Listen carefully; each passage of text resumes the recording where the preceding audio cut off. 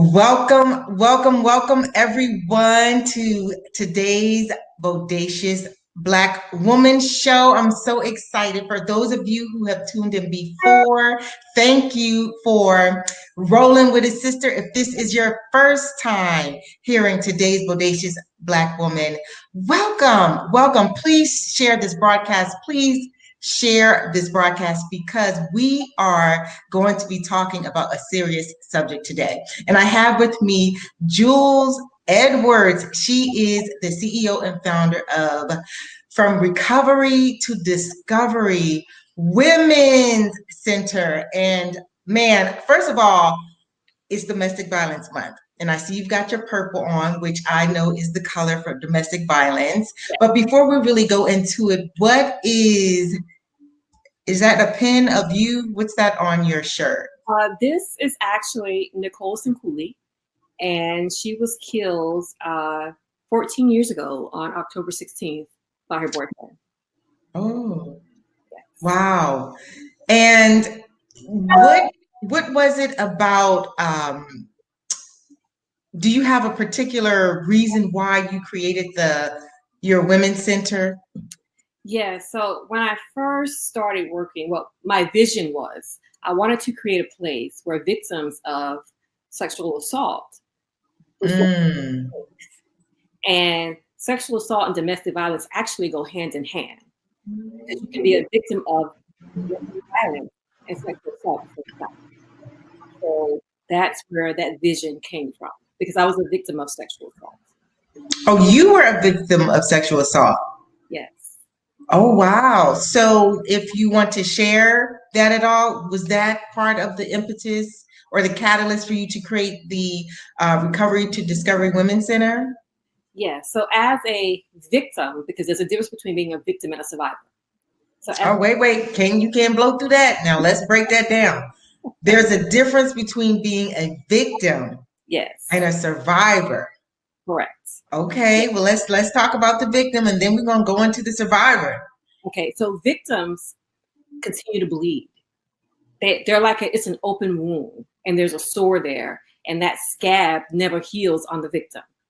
If you become a survivor, then your scab has healed over completely to enough to where you can give back and help others. Okay, so would you say that the first step is victim? Like you have to move through the process, like it's a process to go from victim to survivor, or do you feel like sometimes people stay stuck in victim mode? Is it safe to say that not everyone becomes a survivor? That is correct. That is correct. A lot of people stay in that victim mode, and it's hard to move forward to becoming a victim. And that's where the name From Recovery to Discovery comes from, because you have to recover in order to discover how to get past your being victimized and become a survivor. So would you say that part of in your Recovery to Discovery Women's Center, do you hold seminars, workshops? Just what is the process from, how do you find out who needs your services? Well, generally, the way that we receive our clientele is through the DA's office or the very rarely do women come in on their own. And I actually was reading something this morning, I think that you actually were talking about, where a friend actually said to call the police. And you call the police, that's always a no-no. Because generally that friend is going to be like, don't know what happened. Because that woman has to be ready. That woman or man, because 5% of men are battered as well. So that woman or man has to be ready. And when they're ready, they'll come forward.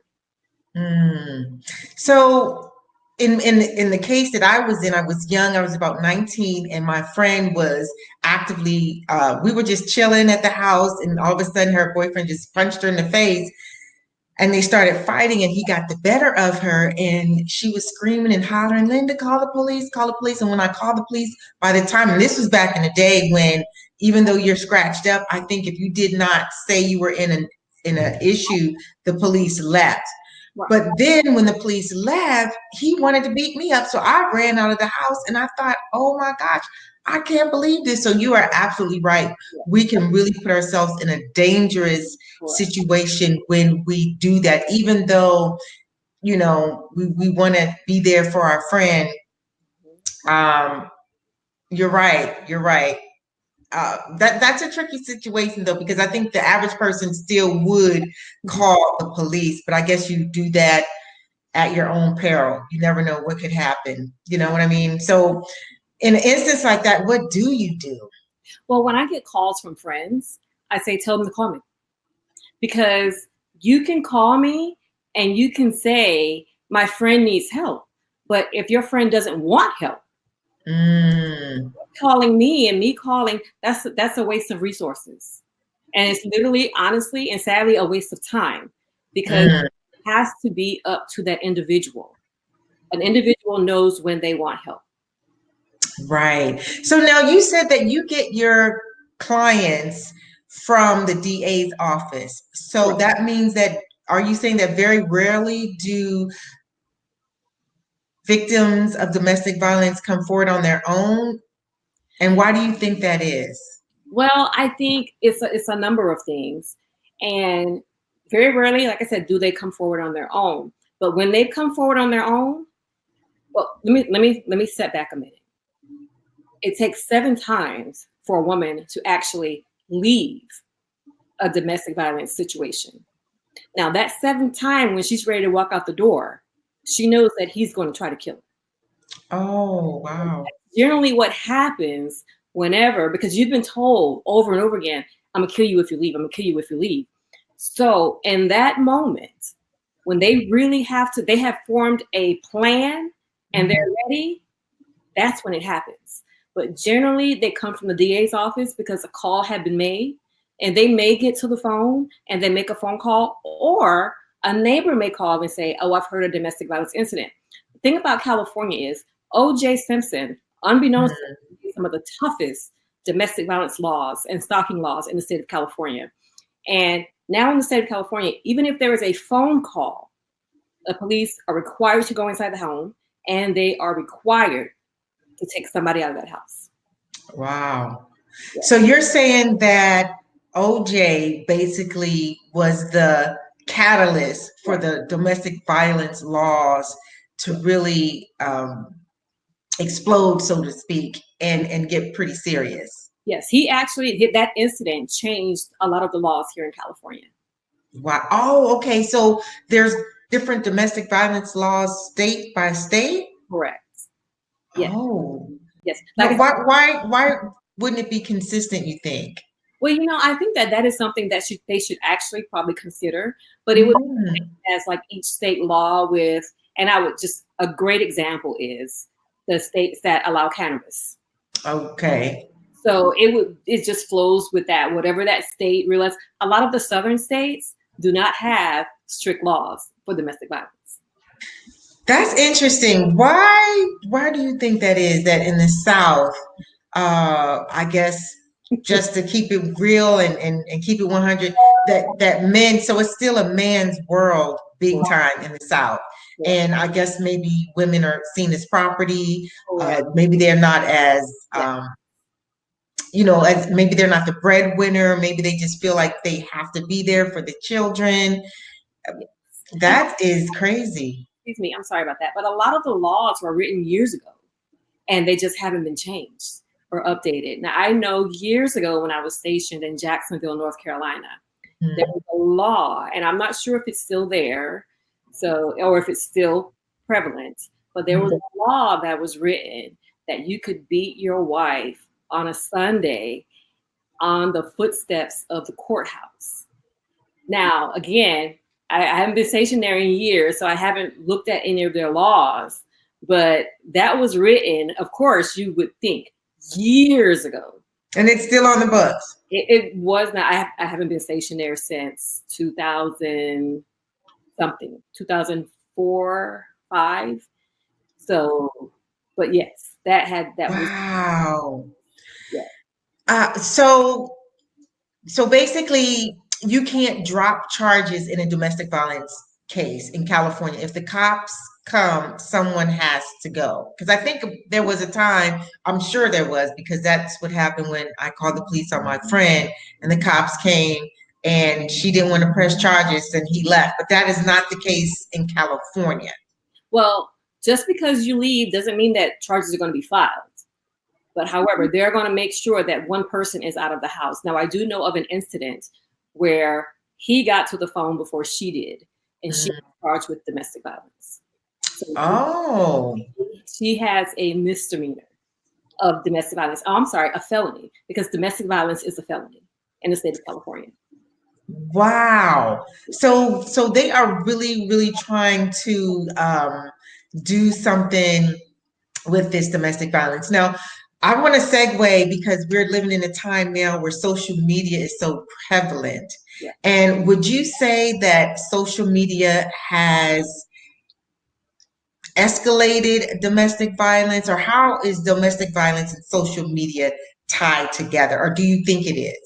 Well, actually, I have some research here. I'm going to put on my glasses and read it for you if you don't mind. Okay. And I just found this to be very interesting about social media, because we don't think of social media as any type of domestic violence, but it's called digital abuse.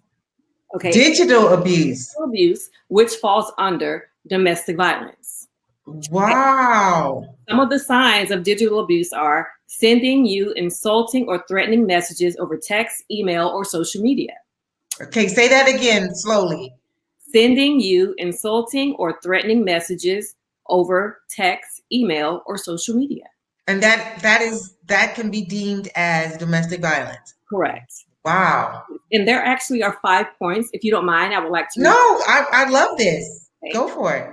Using social media sites like Facebook to track what you're doing and where you are. Stalking. Stalking. Which stalking has its own separate area as well. It's a separate entity as well. Okay. Okay. Demanding you send sexual explicit photos or videos of yourself, or sending you their own. Wait a minute. So you're saying we have a question here, and I'll let you see this, but so that you can address this after you do yours. Okay. So we'll get back to this. Stephen Turner said, "Are the incidents of domestic violence increasing?" So don't go into that right now, but I will. I just want you to see that. Okay. So you're saying if someone, because one of the things that's happening now is people are sending like pictures of their penis and things of that nature. So that could be seen as domestic violence, especially if you're not trying to see that from them.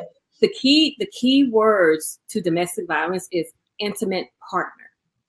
Intimate partner. That is, that intimate partner could be female, female, male, female, or heterosexual. Got it. It could be, so that's the key word, intimate partner.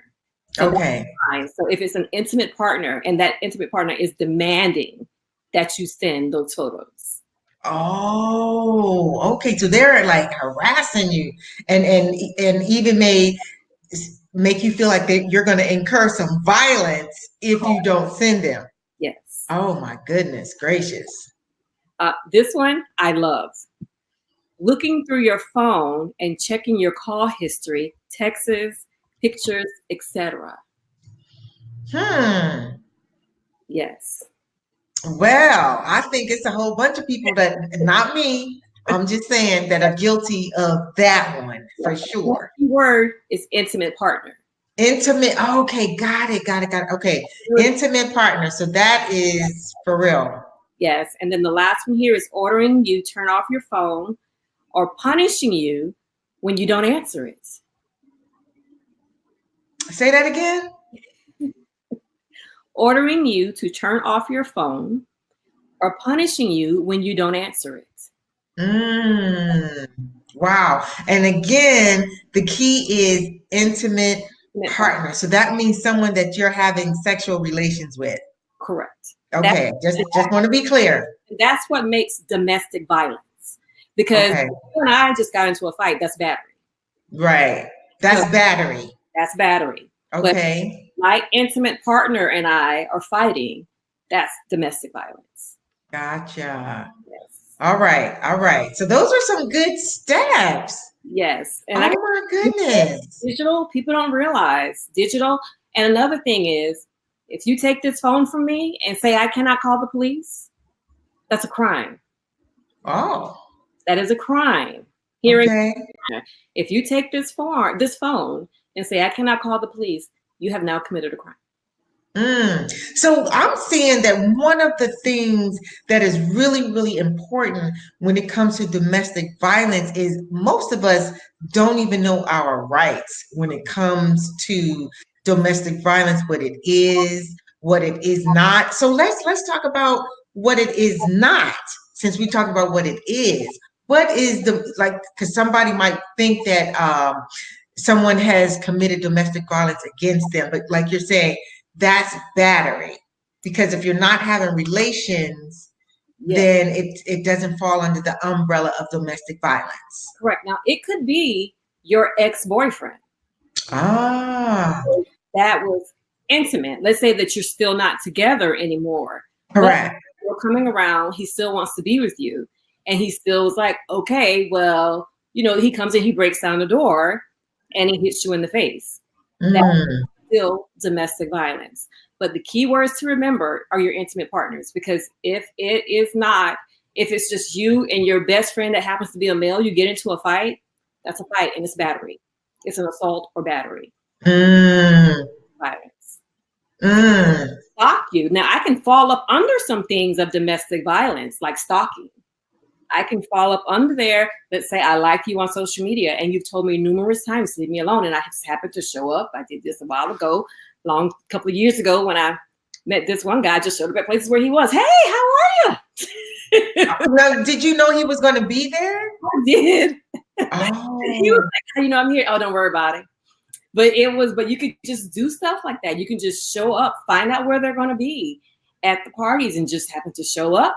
And they've told you numerous times, leave me alone, leave me alone. I had a different motive for following him, but these are other things that can be considered domestic violence. And a lot of people don't realize that, especially with social media these days. right. And so social media has allowed people to quote unquote think they're being slick because maybe they're not in your physical space, Correct. but they're sending you private messages and DMs and maybe commenting on some of your stuff, and then of course you have to block them. But some people will create a whole new profile and you will only know it's them based on some of the things that they say, and then they continue to create profiles over and over and over again and just harass the heck out of you. And that's an intimate partner. We got to keep using that word. Yes, yes, yes, yes, yes, yes. Intimate partner. Okay, because other than that, It would still fall into some form of stalking. okay. Okay, so now we'll get to Stephen Turner's question. He wanted to know if domestic violence was on the rise. Like statistically, I'm assuming you keep up with those kinds of statistics, being that you have the Recovery to Discovery Women's Center, right? Yes. Okay, so there's, just like with anything going in the world, there's a time frame when domestic violence is on the rise. So we have just entered that time frame. Mm. Time from September through February, Hmm. a little higher. Why? We have football season. Okay, believe it or not, Sunday nights football, that can be your team loss, and Oh. you decide, I'm going to take it out on you or her or him. So Sunday night football. So that takes us over into the holidays, where you get a lot of stress. Mm. Stress raises the incidence of domestic violence. So now we've got past the holidays and we're into January, now we enter February. Hmm. February, there's a big event that takes place. Valentine's Day, right? The Super Bowl. Oh, the Super Bowl. See, I am such a woman. I'm thinking Valentine's Day. Okay. The Super Bowl Ooh, statistically okay. night is the biggest night for domestic violence. Yeah, Super Bowl? Super Bowl. That is amazing. Yes. So we've just entered the high season of domestic violence. Wow. Yeah. And you know, there's somebody that we know. Please share this broadcast. Please share this broadcast. And there's somebody that we all know right now, and it's so sad. And and like you said, you can lead the horse to the water, but you cannot make them drink. Even if you know they're getting beat up, Yeah. um, and you might see the black eyes and the busted lip, or just the withdrawn Mhm. personality until they are ready. There is absolutely nothing we can do. And that is so eye-opening to me. What you just said about the high season, because you think a high season is, high season for, positivity. And from September to February, you said, Yes. is the increase of domestic violence. Yes. Wow. So someone has actually done the statistics on this. Correct. Yes. Mm, mm, mm, mm, mm, mm. Some of the things that we may not recognize because we're used to looking for the bruises, Mm. maybe, that they are now isolated. You used to see them, but you can't see them anymore. Or you used to talk to them and you can't talk to them anymore. Or when you do see them, they're constantly checking in. They're constantly checking in Oh. with that intimate partner. Or they never have any money because he never allows them to have money. And that is called financial abuse. Oh, wait. Okay. Don't just blow through that now. So we've got financial abuse is Yes. a form of domestic violence if it's happening with your intimate partner. Did I get that right? Yes. I'm trying to get this terminology right. Yes. So now let's talk about this financial abuse. Yes. So if he does not give you, he will give you a certain amount. He or she will give you a certain amount of money. You have $25 to spend the entire month, and you get nothing else. You have no access to any accounts. Only he does. And I've seen that. I've seen it, and which is another reason why he or she is afraid to leave because I have Mm, he controls all of the finances. And the biggest thing about domestic violence is power and control. right. Power and control. So that's that financial abuse. Now you also have religious abuse. Mm, So religious abuse, because I know you want to know, I do. is, you know, he'll take her Bible, her Quran, whatever it is she chooses to use, and he'll hide it from her, or he won't allow her to go worship.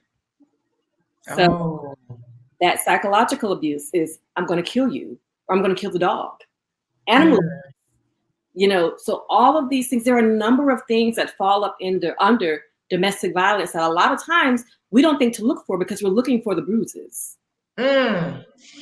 Woo! Okay, okay, okay. So you so if you wouldn't mind just going through those bullet points, because you touched on something that's so powerful and so profound, because we are taught, like from the movies we've seen, that it's the lady who puts the sunglasses on because she's trying to hide the black eye, or she says she ran into the wall because she's got the knot on her head, or her elbow is broken and she said she's just so clumsy and she fell.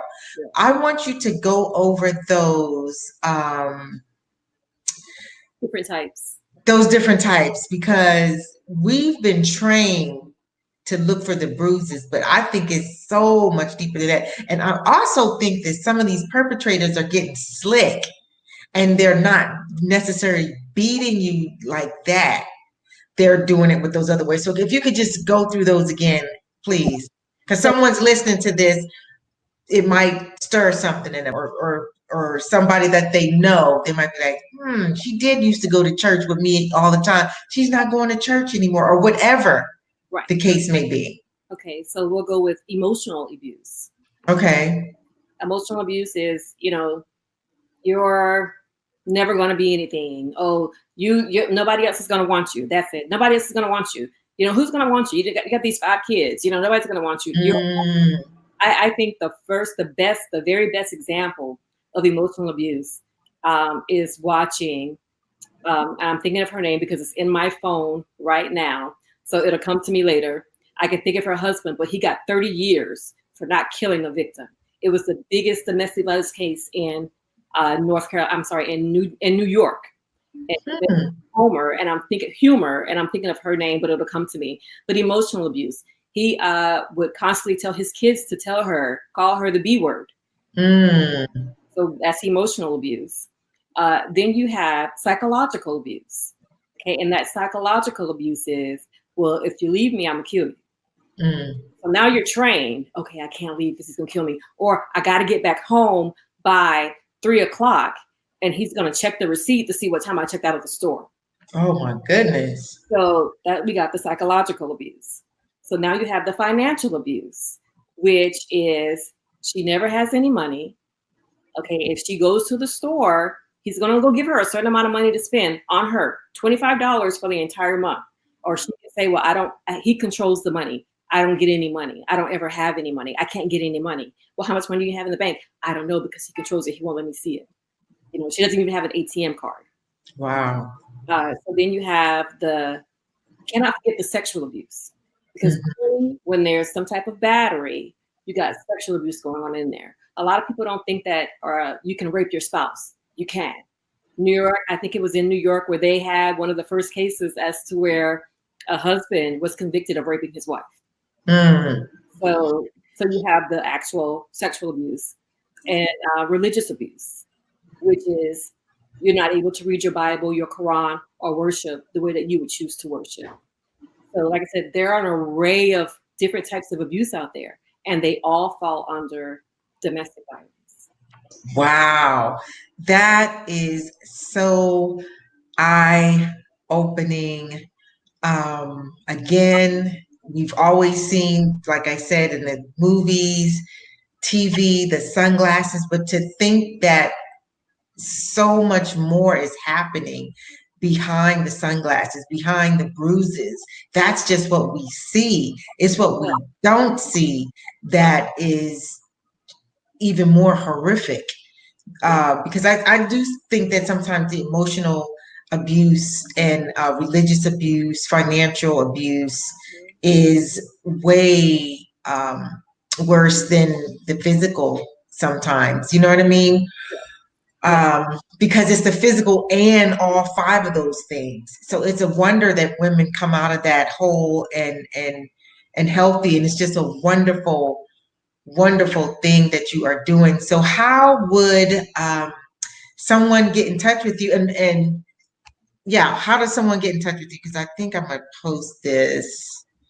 Um, your website or what is your website, my loveliness? So again, my website is under construction. I'm hoping that it'll be up tomorrow because, like I said, I'm doing some rebranding. Okay. Always reach me by phone, Okay. and that is 562 284. 284. Uh, I'm trying to be cute and I have my glasses on. 562-284. 6566. 6566. Yes. All right. And I did want to say that name is Susan Still.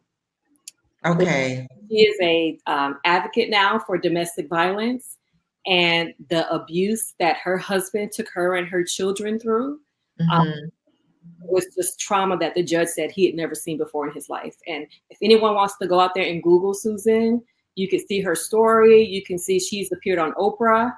She's appeared on What's Happening Now on Oprah. What are they up to now on Oprah? Susan, and it's Still. Yes, Susan Still. Yes. Her husband received 30 years in a case as to where he did not kill a victim.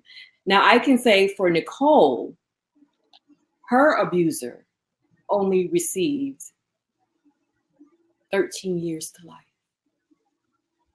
Wow. Her murderer only received 13 years to life. And we were just in Sacramento at his parole hearing in March of this year.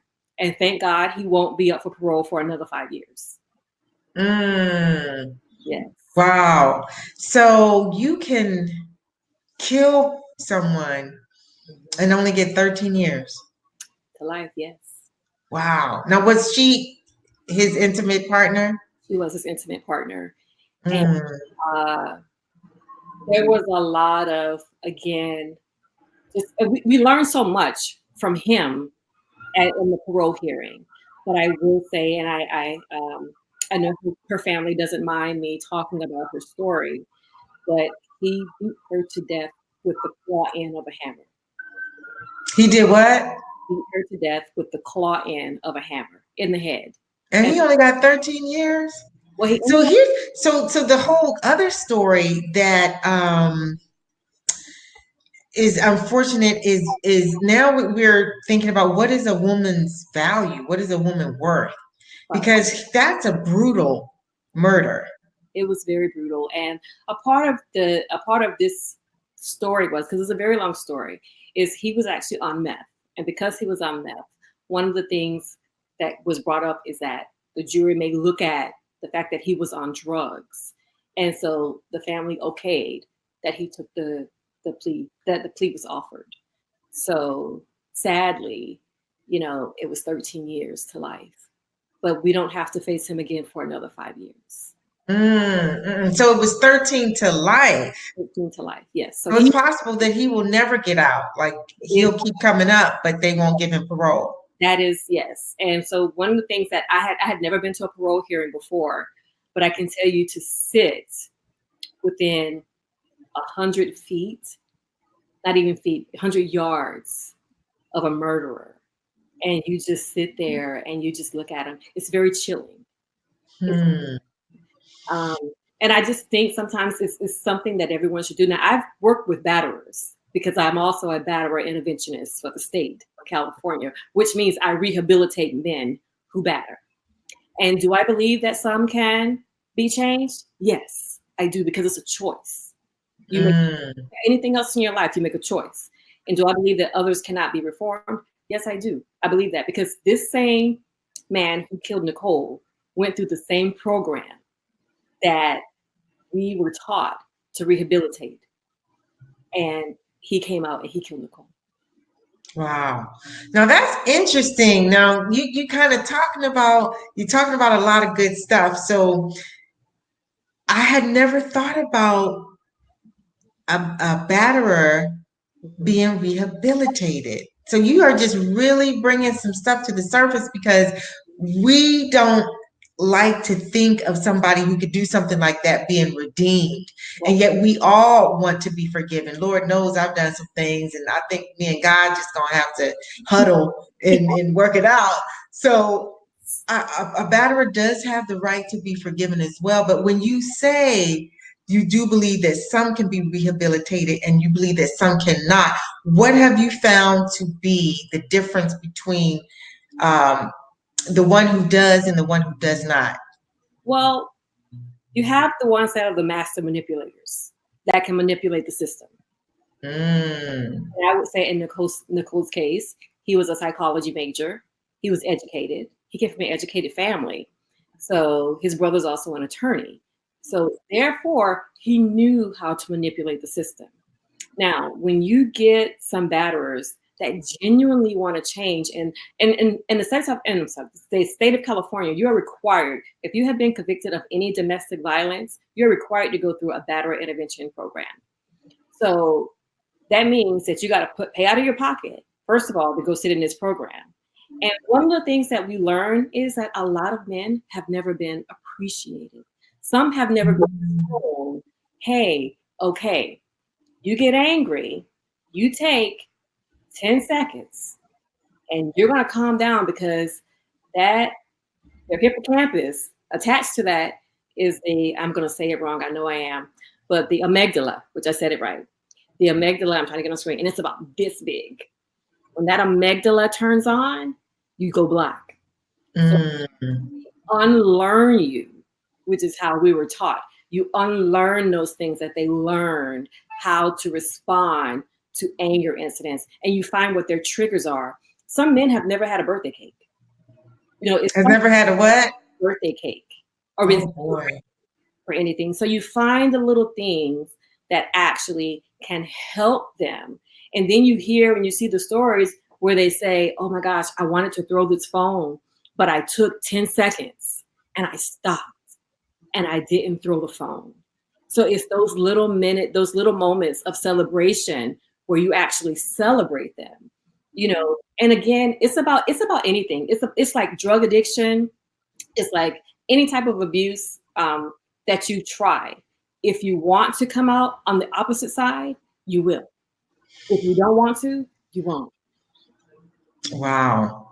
Well, I have to say that this, my love, has been just very, very, very interesting. I learned some things, and I'm 56 years old, and I like to think that I know a little bit about a lot of stuff.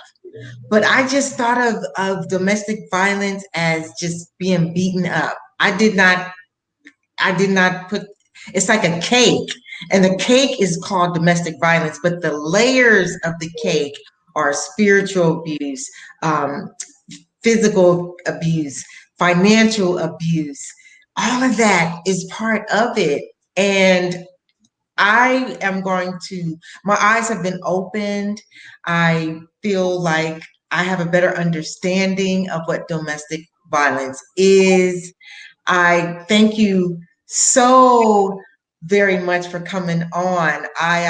There's so much more to you. I also know that you are an advocate for women who have been victimized, and you want to turn them into survivors. You are the CEO and founder of Recovery to Discovery Women's Center.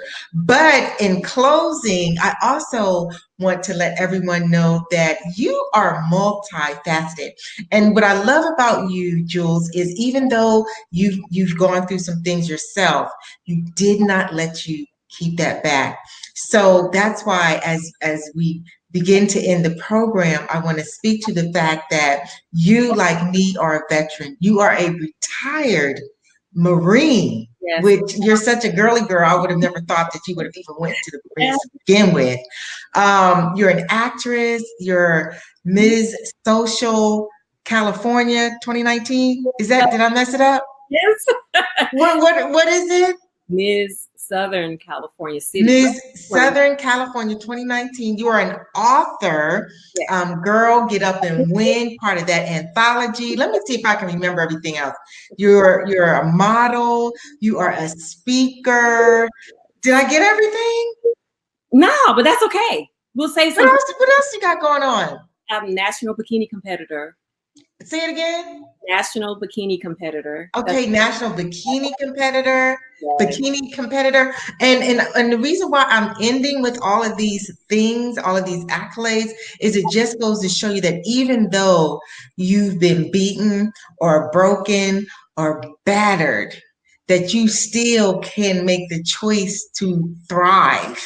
Correct. You know what I mean? And so many of us let our trials and our tribulations just beat us down and break us down. So I appreciate you coming on. I wish you luck in everything, all of your endeavors, everything else that you have going on in your life. And it just goes to show you, like I said, with all those things that you've got going on, a bikini competitor, you go, girl.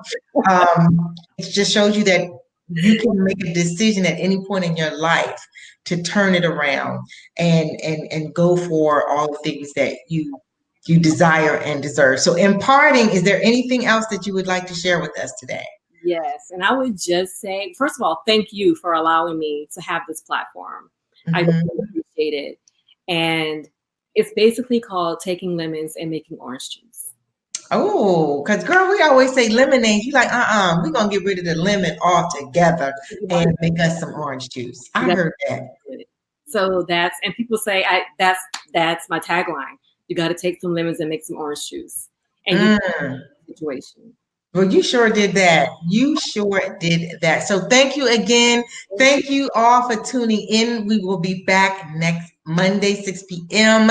If you are catching the replay, thank you for tuning in. Enjoy the show. We are here with Jules Edwards, and she is the CEO and founder of Recovery to Discovery Women's Center, a center that helps assist domestic violence victims create the life they desire and deserve because she provides a safe space, safe environment, and resources so that they can get back on track and live the bodacious life that they were created to live. Thank you again, Jules. I really appreciate you coming on. And until next time, imparting as always, I say be bold, be brave, be beautiful, and be bodacious. Peace. All right.